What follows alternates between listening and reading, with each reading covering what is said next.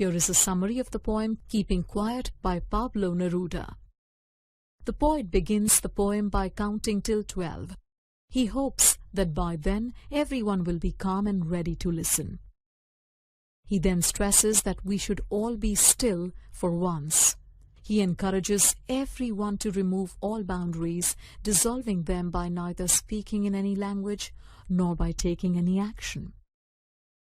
He believes that such a moment would be rare, special, and even strange. It would be a moment where there would be no noise or no rush to get anywhere, and where everyone would be united. Such a calm moment would allow fishermen to show kindness to their prey, and salt gatherers to look at their injured hands. That is, people would have the time to reflect on their own actions, empathize with other living beings, and even understand their own pains. The poet then delves into the outcomes of war and wishes that people would realize how they are hurting the world as well as themselves for a false victory. Those who exploit nature for their own benefit do not realize that their actions would eventually lead to a world where everything, including them, would cease to exist.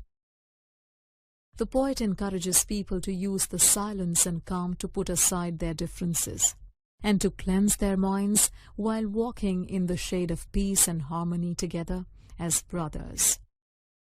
He clarifies that by asking people to be still, he is not encouraging them to become completely inactive.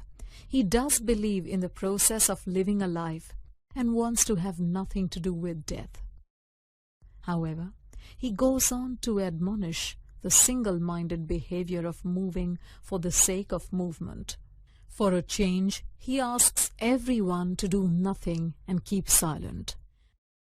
This silence, he hopes, would help people change the unfortunate situation of being too busy to understand themselves or each other.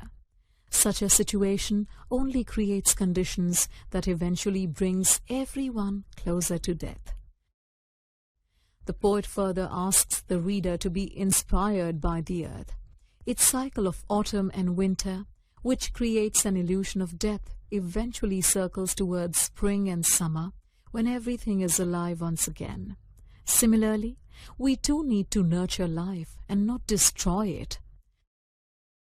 The poem closes with the poet repeating that he will count to 12, and that the readers should keep quiet while he leaves them alone to ponder on his words.